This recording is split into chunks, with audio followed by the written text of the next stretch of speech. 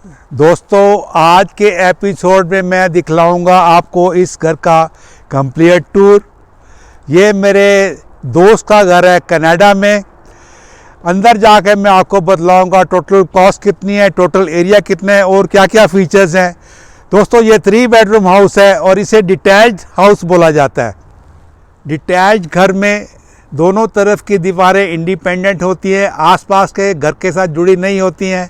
इस घर में ये जो 4 फीट का पैसेज है, इसका इस वाले घर के ऑनर का राइट है। इधर वाला पैसेज जो है ये हमारे मित्र का राइट है। साइड में इसकी एक एंट्रेंस है जो कि जाती है बेसमेंट में, और इसके पीछे भी एंट्री है, यहाँ से जाया जा सकता है साइड की पैसेज से।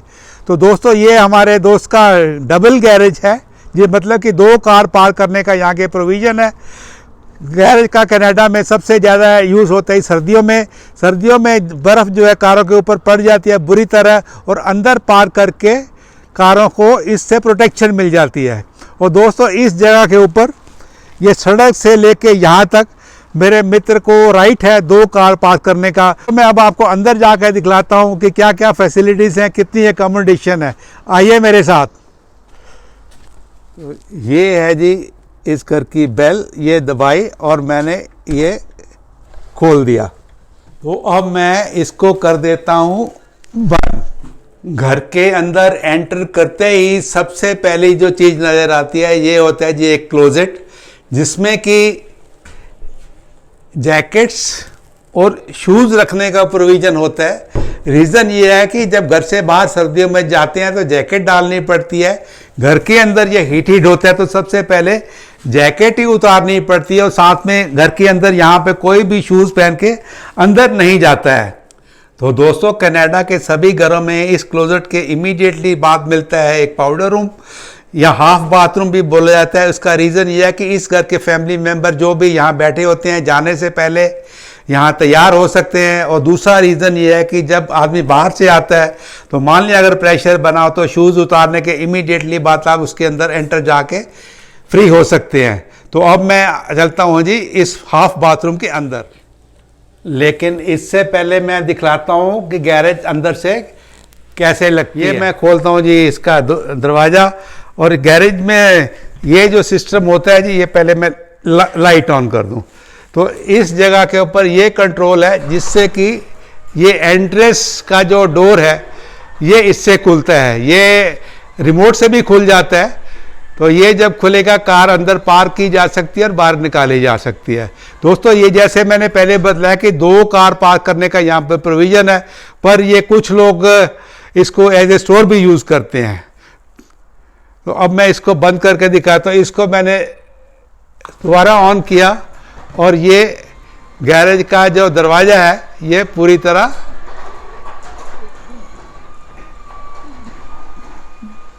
बंद हो गया।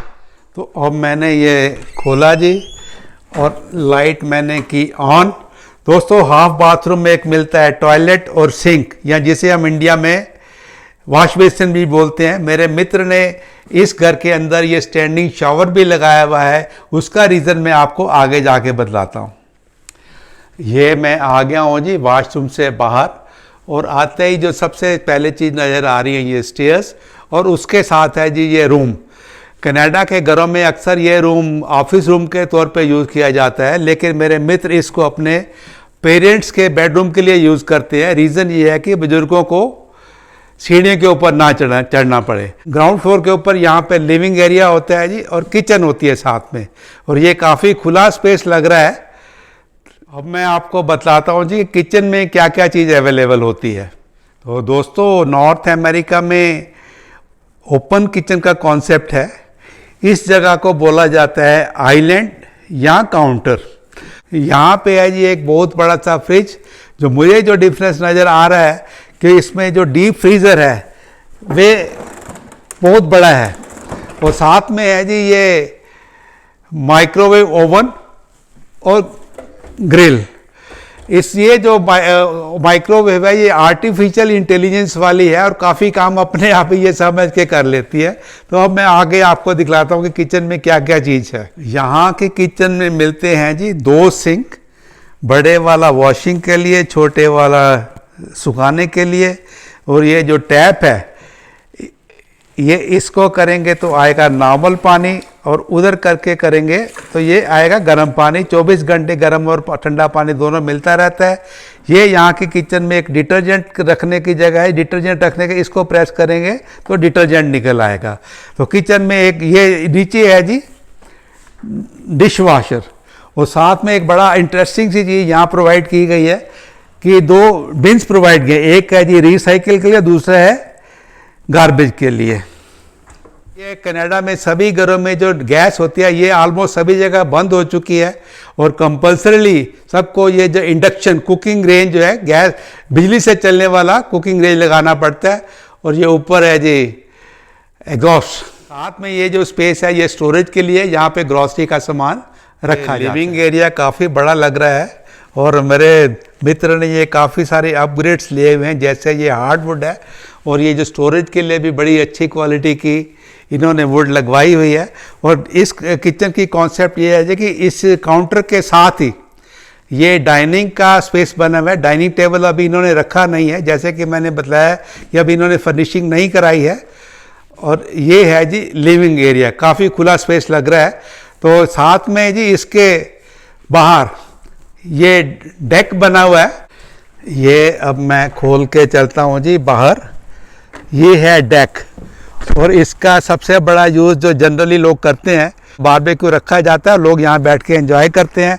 और लेकिन ये है जी साथ में ये बैकयार्ड, ये बहुत ही मेरी पसंद की चीज़ है। आजकल तो वैसे सर्दियाँ तो बर्फ़ पड़ी हुई है, बाद में जब ये सर्दी ख़त्म हो जाएगी तो घास सूख जाएगा, और ये साथ में पार्टीशन भी लग जाएगा। तो इसका बड़ा अच्छा यूज़ मेरे विचार में है कि यहाँ पे योगा कर सकते हैं, एक्सरसाइज कर सकते हैं, बच्चे भी खेल सकते हैं। लेकिन अगर छोटी सी कोई आपकी गैदरिंग है तो इसमें की जा सकती है, ऑफकोर्स पड़ोसियों को बिना डिस्टर्ब किए हुए। और ये बहुत ही शानदार व्यूज़ हैं इस घर के, मज़े आ गए। कनाडा के सभी घरों में एक चीज़ मिलती है जी, ये कंट्रोल सिस्टम होता है। ये जैसे लगा हुआ जी थर्मोस्टेट, और ये जो टेम्परेचर इस पर सेट किया जा सकता है। मेरे दोस्त ने टेम्परेचर इस टाइम 23 डिग्री पे सेट किया है। थर्मोस्टेट जब लग जाता है तो ये अपने आप ही कट हो जाता है। और ये एक मॉडर्न सी चीज़ नज़र है कि यहाँ पे इलेक्ट्रॉनिक कंट्रोल है। यहाँ के घरों में जी ये हीटिंग होती है इन डक्ट्स के थ्रू, जो भी फ्लोर के नीचे लगे होते हैं। ये डक्ट है, इसके अंदर से गर्म हवा निकलती है, और साथ में एक वेंटिलेशन का प्रोविज़न होता है ताकि ये जो हवा है सर्कुलेट होती रहे। ये घरों की छत के ऊपर ये चीज़ अक्सर देखने को मिल जाती है। ये बने हुए जी वेंटिलेशन के लिए, घर के अंदर की जो हवा है उससे ये सर्कुलेशन के लिए अलग अलग जगह पे ये पॉइंट बनाए होते हैं। ग्राउंड फ्लोर के बाद अब मैं आपको लेके जाता हूँ जी ऊपर के फ्लोर के ऊपर। मैं पहुँच गया हूँ जी फर्स्ट फ्लोर के ऊपर। और सबसे पहली जो चीज़ नोटिस मैं कर रहा हूँ कि दरवाजे ही दरवाजे नज़र आ रहे हैं। रीज़न ये लगता है कि सभी फैमिली मेम्बर्स के बेडरूम इसी फ्लोर के ऊपर होते हैं। और ये जो सामने जो जगह नज़र आ रही है इसे बोलते हैं जी बोनस रूम। इसका यूज़ होता है कि जो सिटिंग एरिया है, जो फैमिली मेम्बर्स घर के यहाँ बाहर आके बैठ सकते हैं। कुछ लोग इसे ऑफिस एज ऑफिस भी यूज़ करते हैं। और सबसे पहले मैं आपको दिखलाता हूँ जी इस रूम के अंदर, जिसे कि मास्टर बेडरूम बोला जाता है। मास्टर बेडरूम कनाडा के घरों में जो सबसे बड़ा रूम होता है उसे as a master bedroom use किया जाता है। यहाँ के बाहर के व्यूज़ बहुत ही आउटस्टैंडिंग हैं। और इसके साथ ही बना हुआ है जी अटैच बाथरूम। ये मैं खोल के अब अंदर आपको दिखाता हूँ कि क्या क्या चीज़ इसमें है। पहले मैंने की जी लाइट ऑन, तो ये जो चीज़ नज़र आ रही है जी, सबसे पहले ये है जी डबल सिंक, और साथ में है टॉयलेट सीट। ये है जी स्टैंडिंग शावर, और इसके साथ है टब। तो दोस्तों जिस वॉशरूम में 4 चीज़ें मिलती है, tub, standing shower, toilet seat और सिंक, उसे बोलते हैं फुल बाथरूम। यहाँ मास्टर बाथरूम। जिस जगह के 3 चीज़ें होती हैं, जैसे कि स्टैंडिंग शावर, टॉयलेट और सिंक, उसे 3 क्वार्टर बोला जाता है। जिसमें 2 होती हैं उसमें हाफ बाथरूम बोला जाता है। तो दोस्तों इस घर में मास्टर बेडरूम के साथ ही ये बहुत बड़ा क्लोजेट बना होता है, जिसमें कि इस रूम के ऑक्यूपेंट्स के जितनी भी रिक्वायरमेंट्स की चीज़ें, कपड़े वगैरह है, सब इसी में स्टोर किए जाते हैं। मास्टर बेडरूम के अलावा इस रूम घर में है जी 2 और बेडरूम, जिसके अंदर मैं आपको नहीं लेके जाऊंगा। तो इसके साथ ही ये जो है जी बाथरूम, ये मैं खोल कर दिखलाता हूँ कि कैसे होता है। ये मैंने कर दी लाइट ऑन। ये भी वैसे बाथरूम है लेकिन थोड़ा साइज छोटा है। इसमें ये टब है और स्टैंडिंग शावर ऊपर ही लगा हुआ है। ये टॉयलेट सीट है और ये सिंक है। इसे बोलते हैं 3/4 बाथरूम। तो ये डिफरेंस ये है कि बाकी के जो मेंबर्स इस फ्लोर के ऊपर रहते हैं उनके ये यूज़ के लिए बना होता है, और मास्टर बेडरूम वाला थे वे जो उस ऑक्यूपेंट्स होते हैं उनके एक्सक्लूसिव यूज़ के लिए बना होता है। ये बेडरूम के साथ ही एक और चीज़ है, ये मैं दिखाता हूँ अंदर जाके कैसी है। ये सेंसर लगे हुए हैं जी, अपने आप लाइट ऑन हो गई। इसे बोलते हैं जी लॉन्ड्री रूम।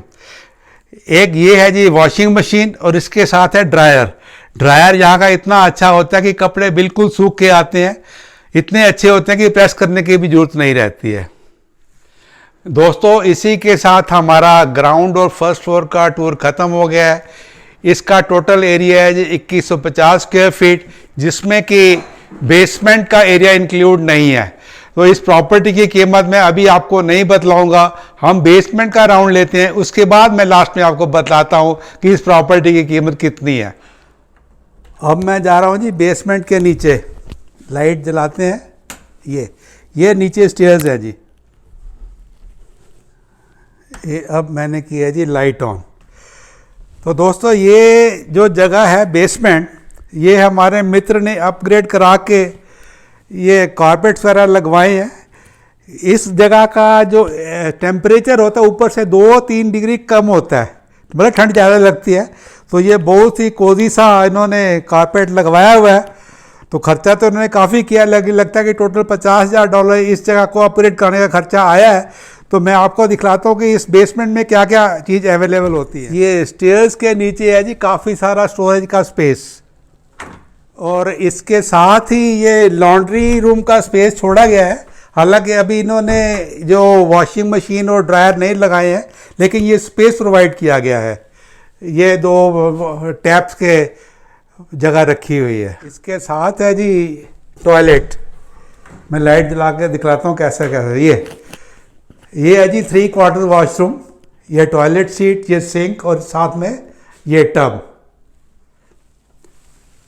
दोस्तों कनाडा के सभी घरों की बेसमेंट में 1 या 2 बेडरूम का प्रोविज़न होता है depending upon the total size. तो इस जगह के ऊपर 1 बेडरूम का प्रोविज़न है। मैं खोल के देखता हूँ। ये खोला मैंने, इसकी की लाइट ऑन। तो ये 1 बेडरूम है जी बेसमेंट के ऊपर, और इसके साथ बना हुआ है ये क्लोजेट। दोस्तों कनाडा के घरों में बेसमेंट में किचन बनाना कई जगह लीगल है, कई जगह इलीगल है। तो जो भी बनाते हैं यहाँ पर इस जगह के ऊपर लोग किचन बना के अपना एक कंप्लीट यूनिट बना लेते हैं रहने के लिए। तो दोस्तों इसी के साथ आज का हाउस टूर ये ख़त्म हो गया है।